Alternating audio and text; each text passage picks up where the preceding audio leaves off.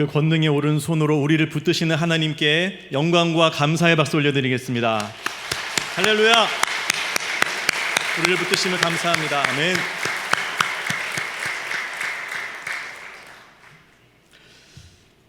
여러분에게 퀴즈를 하나 드리겠습니다. 이 사람은 누굴까요? 맞추시면 됩니다. 이세기 문헌에 따르면 이분의 외모는 키가 작고 머리가 없으시고요, 눈이 움푹 들어가고 매부리 코입니다. 그리고 다부진 체구를 가지고 온화한 인상을 주는 분이어서 때로는 사람처럼 보이고 때로는 천사처럼도 보였다고 합니다. 이분은 평생 2만 킬로에 달하는 그 먼 거리를 다니면서, 지구의 거의 반바퀴 정도의 거리죠, 그 거리를 다니면서 복음을 전했습니다. 그렇게 복음을 전하여 교회를 세웠고, 이 복음이 로마를 거쳐 유럽까지 퍼져나가게 하는 그 부분에 있어서 주역의 역할을 감당했습니다. 신약 성경 27권 중에서 13권을 기록한 이분은 누구일까요?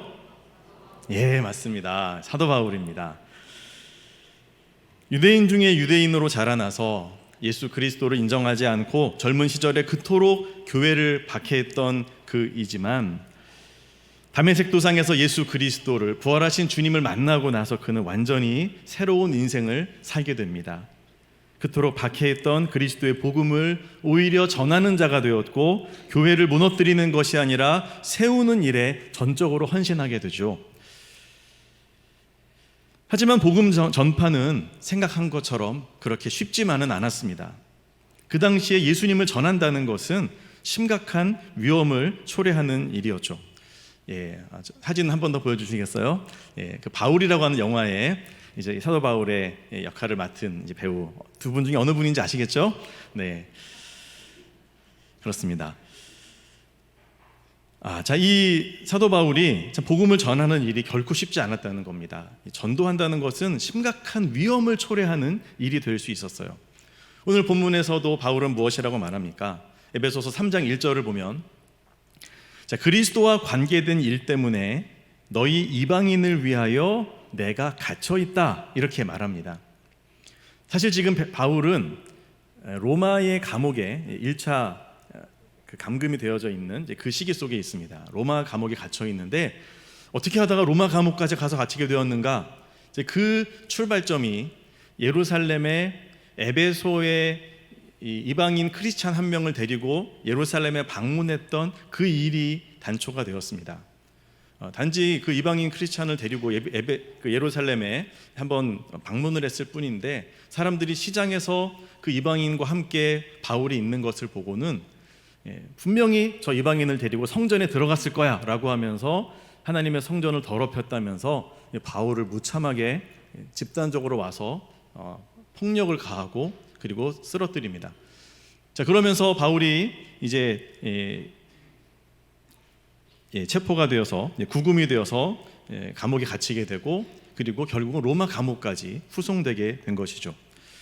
이 모든 것은 바울이 이방인들에게 예수님을 전하다가 이루어진 일입니다.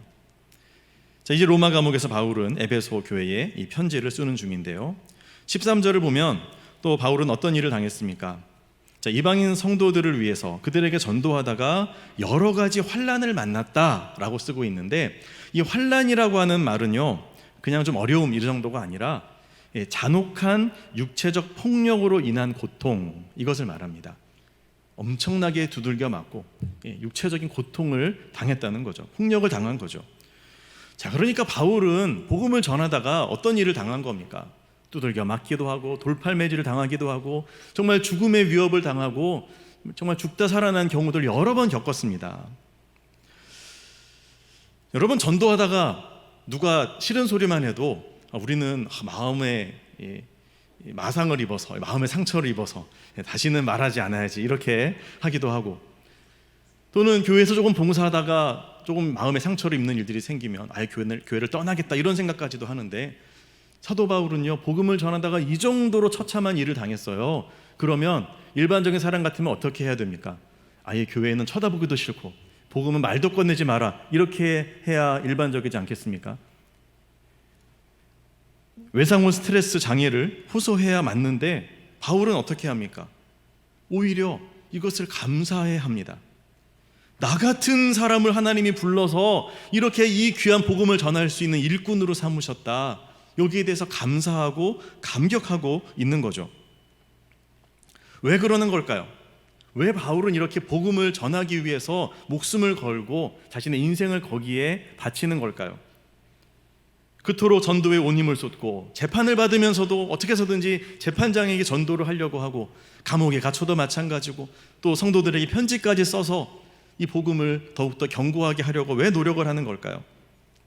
그 이유는 바로 바울의 전도를 통해서 하나님께서 놀라운 일들을 이루셨기 때문입니다. 전도를 통해서 이루어지는 일들이죠. 자, 바울의 전도를 통해서 어떤 일이 이루어졌는지 오늘 우리가 읽은 본문에서 두 가지로 요약해 볼 수 있습니다. 첫 번째는 전도를 통해서 그리스도의 풍성함이 이방인에게 전파되었습니다. 전해졌습니다. 8절입니다. 모든 성도 중에 지극히 작은 자보다 더 작은 나에게, 이렇게 부족한 나에게 하나님이 이 은혜를 주신 것은 어떤 은혜입니까? 사도로서, 복음 전도자로서 예수 그리스도를 전할 수 있는 은혜, 일꾼으로서 교회를 섬길 수 있는, 일꾼은 종이란 뜻이거든요. 종처럼 섬길 수 있는 그 은혜를 주신 것은 측량할 수 없는 그리스도의 풍성함을 이방인에게 전하게 하시고 전도를 위해서라는 거예요.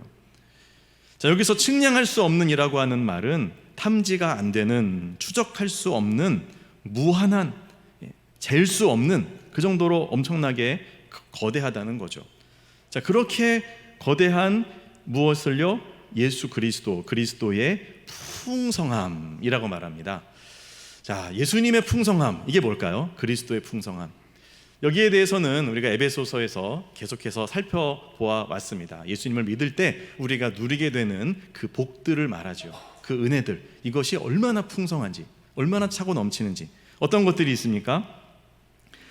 속량, 곧 죄사함을 얻죠. 예수 그리스도의 피로 말미암아서 우리의 죄의 용서를 얻는, 이것은 돈 주고도 이룰 수 없는 어마어마한 하나님이 주시는 큰 축복입니다. 죄의 용서, 그리고요 죄와 사망, 죽음을 이기는 부활을 약속받았습니다. 또 성도의 영혼이 예수 그리스도와 함께 하늘 보좌에 올라가 앉히셨다 그랬잖아요. 그렇게 우리 영적인 주소가 하늘이 되게 하셨어요. 또한 하나님과의 화목을 이루게 하시고 이방인 성도들이 유대인 성도들과 서로 분리되는 것이 아니라 그들과 함께 하나님의 새로운 공동체에 편입되는 것, 이것도 그리스도의 풍성함입니다. 또한 예수님을 통해서 성부 하나님께 나아갈 수 있게 되었고요. 그리고 이방인 성도들도 유대인 성도들과 함께 하나님 나라의 가족, 권속, 패밀리, 한 가족이 되었습니다. 뿐만 아니라 하나님의 성전으로 함께 지어져 가도록 하셨죠. 즉 성전을 이루어가는 데 있어서, 성소를 이루어가는 데 있어서 없어서는 안 될 존재들로 한 분 한 분을 하나님이 세우셨다는 겁니다. 필수적인 인물이 된 것이죠. 성전을 위해서. 자, 그 외에도 상상할 수 없는 천국에서 누리게 될 기업의 영광의 풍성함이 있다는 겁니다. 자, 이 모든 그리스도의 풍성함이 오직 무엇을 통해서? 전도를 통해서, 복음 증거를 통해서 이방인들에게 전달될 수 있는 겁니다. 여러분, 그러므로 우리는 복음을 부끄러워하지 말아야 할 줄로 믿습니다. 바울은 뭐라고 말합니까? 그 당시에도 복음은 상당히 수치스러운 복음을 믿는다는 것은 수치스러운 거다라고 하는 흐름이 팽배해 있었습니다. 하지만 바울은 말합니다. 나는 복음을 부끄러워하지 않습니다. 왜냐하면 이 복음은 모든 믿는 자에게 구원을 주시는 하나님의 능력이 되기 때문입니다. 첫째는 유대인에게고 그 다음엔 헬라인에게고 모두에게 복음을 믿는 자에게, 예수 그리스도를 믿는 자에게 구원을 주시는 하나님의 능력이 되기 때문에 나는 복음이 부끄럽지 않습니다 라고 말합니다. 여러분, 우리도 마찬가지 아닙니까? 사실 코로나 이후에 예수 믿는다는 것이 참 이렇게 드러내기가 쉽지 않은 시대 분위기가 되어버렸습니다.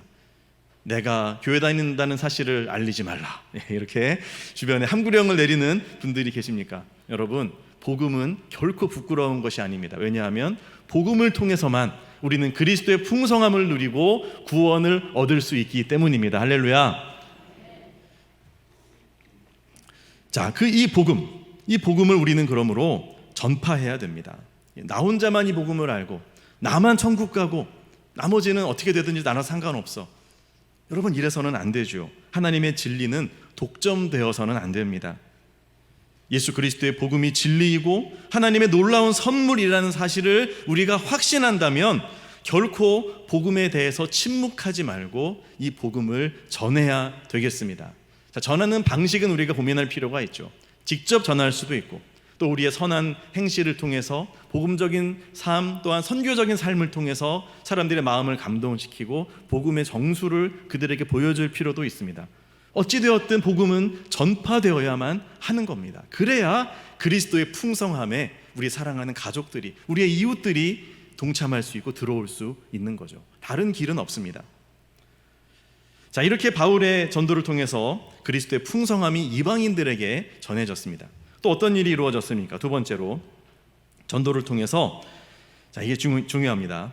자, 교회가 세워지고 하나님의 비밀이 드러나게 됩니다. 자, 하나님에게는 특별한 1급 비밀이 있었습니다. 자, 그 비밀은 하나님이 천지를 창조하시기 전에 하나님의 마음에 품고 간직하고 계셨던 특별한 계획이었습니다. 그것이 무엇인지는 미래학자들도 모르고 경제 전문가도 알 수 없었습니다. 정치 지도자들도 모르고 공중 권세 잡은 사탄도 모르고 심지어는 하늘의 천군 천사들도 하나님의 마음속 깊은 곳에 있는 그 계획, 그 비밀을 전혀 알 길이 없었습니다. 그만큼 철저히 베일에 쌓여 있었던 거죠. 그 특별한 하나님의 비밀의 경륜이, 그 역사하심이 드디어 세상에 공개되는 순간입니다. 무엇을 통해서요? 바로 교회를 통해서요. 이게 무슨 말입니까? 자, 구원받은 성도들의 모임, 부르심을 받은 우리 그리스도인들, 우리의 모임인 교회의 존재는 하나님이 온 세상을 창조하시기 전부터 그분의 마음에 품으셨던 비밀스러운 계획에 따라서 이루어지고 생겨난 겁니다. 하나님은 죄를 짓고 타락한 이 세상을 바라보시면서 어떤 계획을 세우셨습니까? 분명한 원칙은 있습니다. 죄의 삭은 사망입니다. 죄의 결과는 죽음입니다. 심판과 멸망입니다. 그런데 하나님은 그렇게 타락하고 죄를 지은 세상을 바라보시면서 그 심판을 이루기보다 다른 계획을 세우신 겁니다. 바로 사랑의 계획입니다. 하나님이 세상을 이처럼 사랑하사 독생자를 주셨으니 이는 그를 믿는 자마다 멸망하지 않고 영생을 얻게 하려 하심이라. 아멘. 이 영혼들이 지금 실수해서 그래, 깨어져서 그런 거지, 원래는 나의 형상대로 지음받은 나의 자녀들이야. 하나님의 사랑의 눈으로 보기를 원하시는 겁니다. 그래서 그 아들 예수 그리스도를 보내신 거죠. 그런데 사람들은 예수님을 믿지 않았습니다. 예수님을 십자가에 처형하고 못 박아 죽였죠. 자, 그렇게 해서 예수님의 메시아 되심이 실패로 끝나는가 싶었을 때 하나님은 예수님을 3일 만에 다시 살리셨습니다. 자, 그때까지만 해도 하늘의 통치자들과 권세들, 자, 그러니까 하늘에 있는 영적인 존재들이라는 거예요. 자, 그 범위에는 공중 권세 잡은 사탄도 포함되고 또 천군 천사까지 다 포함이 되겠죠. 자, 이 지상에서의 눈높이만이 아니라 영적인 세계까지를 다 아는 하늘의 통치자와 권세자들도 그 모습을 보면서, 예수님의 부활을 보면서도 하나님의 비밀을 다 몰랐습니다. 부활은 하나님의 아들 예수님에게만 국한된 사건으로 생각했던 거죠. 하지만 예수님의 제자들에게 성령이 임하게 되면서 상황은 달라졌습니다.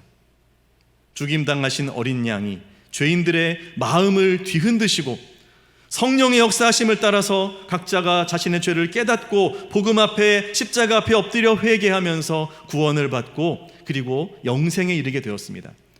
부활에 동참하는 그 자격을 얻게 된 겁니다. 죄사함을 받게 된 성도들의 그 영혼의 현 주소가, 영적인 현 주소가 죽음에서, 사망에서 천국으로 옮겨지는, 대거 이동되어지는 일이 벌어지면서 천국에서 난리가 난 겁니다. 여러분, 하나님께서는 자랑하고 싶으십니다.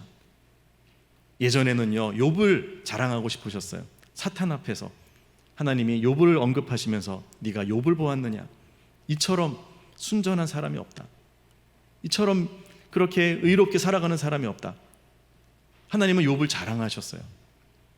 하나님께서는 이 시대에 바로 하늘에 있는 모든 권세들과 주권자들에게 무엇을 자랑하고 싶으십니까? 하나님의 마음속에 있었던 그 비밀의 경륜을 따라서 하나님께서 이루신 구원의 결실인 교회, 이 교회를 그들에게 내어 보여주면서 모두를 깜짝 놀라게 하기를 원하셨던 겁니다. 하나님이 이렇게 사람을 회복시키시는구나, 이렇게 그 죽을 수밖에 없는 멸망할 인류를 다시 되돌이키시는구나. 그렇게 하나님의 나라가 시작된 겁니다. 그 말씀이 10절, 11절입니다. 함께 읽겠습니다. 시작. 이는 이제 교회로 말미암아 하늘에 있는 통치자들과 권세들에게 하나님의 각종 지혜를 알게 하려 하심이니 곧 영원부터 우리 주 그리스도 예수 안에서 예정하신 뜻대로 하신 것이라. 아멘. 영원부터 예수님 안에서 예정하신 그 구원의 하나님의 계획들을 바로 교회를 통해서 드러내고 세상에 알리시는 겁니다. 우리의 시대에도 마찬가지입니다. 하나님께서는 성도들의 그 미련해 보이는 복음의 전파, 그 전도를 통해서 교회를 이루시고 그 교회를 통해서 놀라운 하나님의 구원의 계획을 세상에 드러내고 알리고 계십니다. 어두운 시대 속에 부름을 받은 교회는 세상의 빛이 되죠. 그래서 어려운 이웃들을 사랑으로 품어주고 또 위로하고 용서합니다. 이것으로 말미암아 세상에게 무엇을 알려줍니까? 하나님의 사랑의 손길이 지금도 역사하고 계심을 보여주는 겁니다. 그래서 우리의 구제가 중요한 거예요. 죄로 무너졌던 그 개인들이 교회를 통해서 예수님을 믿고 회복되었을 때 어떤 일이 벌어집니까? 죄가 떠나가고 중독이 끊어지고 가정이 회복되는 것을 통해서 하나님의 나라가 세상 가운데 드러나게 되는 겁니다. 지옥과 같았던 사람들의 그 어두웠던 마음, 혼란스러운 마음이 예수님의 십자가 앞에서 그 복음으로 말미암아 천국이 되어지고 그 놀라운 기쁨을 누리면서 매주 교회로 우리는 모여서 예배함을 통해서 세상에 이 기쁨을 선포합니다. 사회의 부조리와 악행들은 성도들의 결단과 헌신을 통해서 점점 더 근절되어 가고 세상의 통치자들에게 무엇을 알립니까? 하나님의 나라가 여기 있음을, 그 구원의 계획이 어떠한 것임을 알리는 겁니다. 이게 교회입니다. 바울은 이 교회를 세워 나아가기 위해서 애썼습니다. 그래서 복음을 전한 겁니다. 성도들에게 그리스도의 형상이 이루어지기까지 해산의 수고를 기꺼이 감당하겠다라고 말합니다. 자, 이렇게 바울은 이 복음의 가치를 알고 이 복음을 전도함으로 교회를 세워 나가는 것을 자신의 인생의 목표로 삼았습니다. 하지만 여러분 생각해 봅시다. 여기서 우리는 또다시 왜라는 질문을 던져야 됩니다. 그래요, 복음이 귀한 줄 알겠습니다. 이 복음이 전해져야 사람들이 살아나고 또 교회가 세워지는 것도 알겠어요. 하지만 그것을 왜 꼭 내가 해야 됩니까? 왜 내가 그것을 위한 그 엄청난 고난과 고생을 자처해야 됩니까? 왜 바울은 단 한 번도 만난 적이 없고 이름조차 모르는 생면부지의 그 사람들을 위해서 자신의 목숨을 걸고 그 먼 땅까지 나아가서 복음을 전하고 자신의 수고를 아끼지 않아야 했을까요? 바울이 그들을 낳았나요? 그들에게 무슨 도움을 받았나요? 어떤 보상을 기대해서인가요? 아니거든요. 그런데 왜 바울이 그렇게 해야만 하는 겁니까? 우리는 그 이유를 다른 것이 아니라 바로 사랑에서 찾을 수 있습니다. 바울은 잃어버린 그 이방인들의 영혼을 진정으로 사랑했다는 겁니다. 어떻게 사랑하게 되었을까요? 바로 바울을 사랑하신 예수 그리스도의 사랑 때문입니다.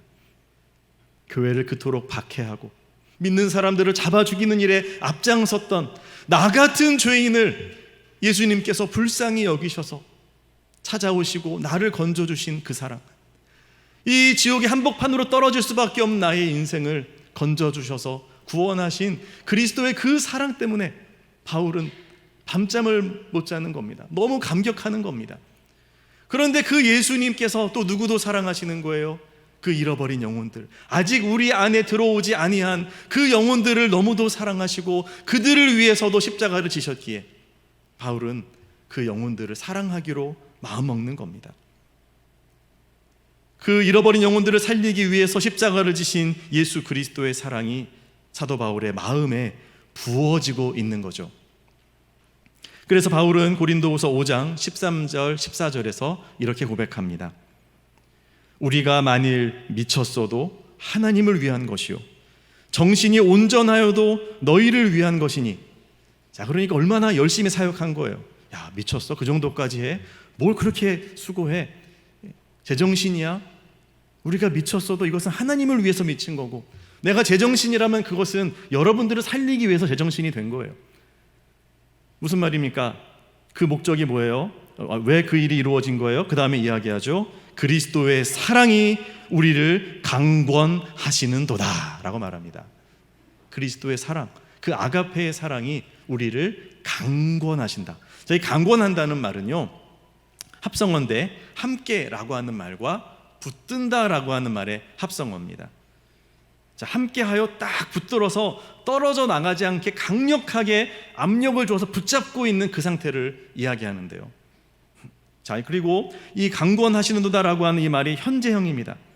즉 지금 현재 지속적으로 강력하게 붙들어주고 계신다. 무엇으로? 그리스도의 사랑으로. 그 사랑이 붙들어준다는 겁니다.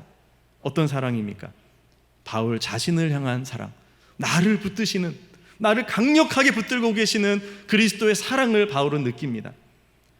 또한 그 사랑이 나뿐만이 아니라 그 잃어버린 영혼들 또한 성도들을 강력하게 붙잡고 계신다. 그 사랑의 강권하심을 바울은 느끼고 깨달으면서, 그래서 그 강권하심으로 인해서 사랑을 실천하게 된다라고 고백하는 거죠.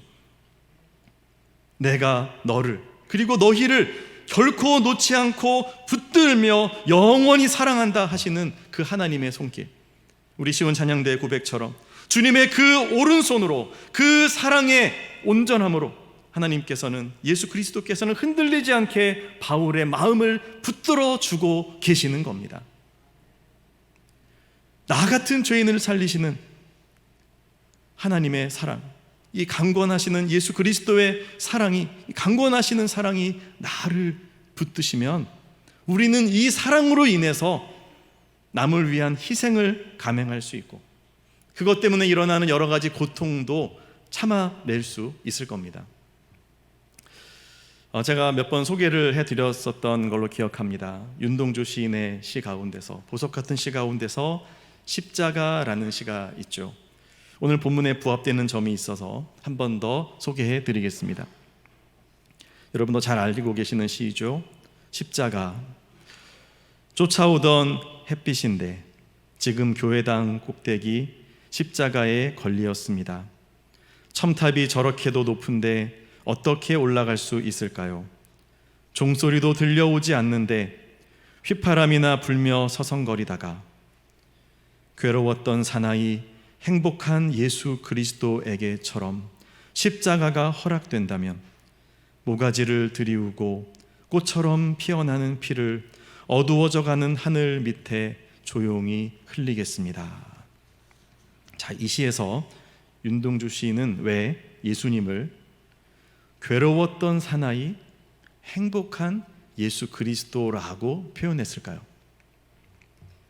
예수님은 십자가를 지셨습니다. 괴로웠던 사나이 맞죠? 고통과 그 처참한 그 괴로움을 감당하고 견디셨습니다. 그런데 왜 행복한 예수 그리스도이십니까?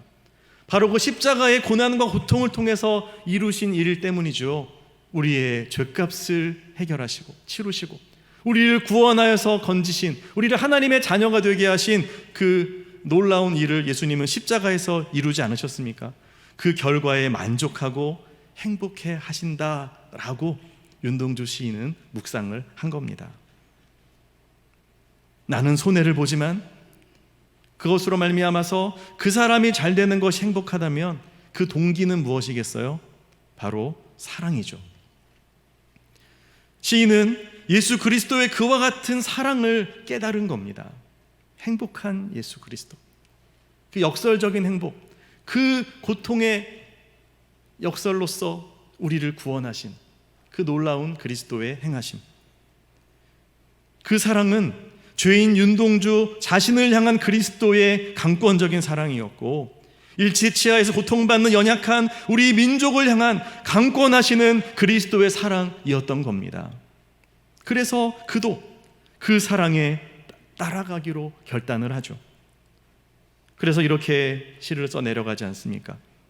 괴로운 사나이 행복한 예수 그리스도에게처럼 나에게도, 그렇죠, 본인에게도 무엇이요? 십자가가 허락된다면 모가지를 들이우고 꽃처럼 피어나는 피를 어두워져가는 하늘 밑에서 조용히 흘리겠습니다 라고 다짐하는 겁니다. 나의 생명이 위험에 처할지라도 박해받는 이 민족에게 그리스도의 사랑을 알게 하는 그 시들을 그래서 그는 적어 내려갈 수 있었던 겁니다. 그렇게 윤동주 시인은 조선의 독립을 위해서 애쓰다가 사상범으로 체포되어서 후쿠오카 형무소에서 28살의 꽃다운 나이에 옥사를 하게 됩니다. 그분은 왜 20대에 자신의 미래를 꿈꾸기도 부족한 그 나이에 왜 그토록 민족을 위한 괴로운 길, 고난의 길을 선택한 겁니까? 바로 나 같은 죄인을 살리신 예수 그리스도의 사랑, 그 사랑의 강권하심에 그가 붙들렸기 때문이 아니겠습니까? 나를 그토록 사랑하신 주님을 그도 사랑했고, 그 사랑에 붙들려서 주님이 사랑하신 이 나라를 사랑했던 겁니다. 그 길이 너무도 괴로웠지만 그 강권하시는 그리스도의 사랑으로 말미암아 그는 시를 적어 수많은 이들에게 영감과 용기를 불어 넣었습니다. 그렇기에 그도 역시 행복했을 겁니다. 우리 중에는 이와 같이 사랑을 나누어 주면서 행복해지는 분들이 계시죠. 자녀들을 위해서 노심초사 늘 걱정하며 섬기시면서 그렇게 사랑을 퍼주시면서 행복해하는 우리 어머니, 자녀가 잘 자라가는 그 모습에 행복해하고 그 모든 수고를 다 잊어버리지 않습니까? 온 가족을 먹여 살리기 위해서 직장에서 자존심도 다 내려놓고 그 굴욕감을 참아가면서 견디고 버티는 이 시대의 아버지들, 어떤 분들은 사표를 가슴에 꽂아놓고도 차마 이것을 꺼내지 못하고 또 참고 참으면서 그렇게 가족들을 부양하는 그 아버지들, 아버지는 가족들이 식사하는 모습만 보아도 행복한 겁니다. 한 영혼을 구하기 위해 그토록 사랑으로 기도하고 복음을 전하는 전도자들, 우리 성도님들, 그렇게 전도했던 영혼이 예수님께 돌아와 구원받게 되었을 때, 예수님을 믿고 세례받게 되었을 때 너무도 이것이 행복하여서 그동안의 모든 수고를 다 잊게 되죠. 괴로움을 행복으로 바꾸는 비결은 바로 사랑인 겁니다. 사랑할 때 섬기기 위해 행했던 그 모든 괴로움은 역설적으로 행복이 되어질 수 있습니다. 여러분, 이것을 우리가 고백할 필요가 있습니다. 그래서 바울은 자신의 여러 환난에 대해서 성도들에게 뭐라고 말합니까? 그것 때문에 여러분 낙심하지 마십시오. 오히려 이것이 여러분에게 영광이 될 수 있습니다 라고 말하죠.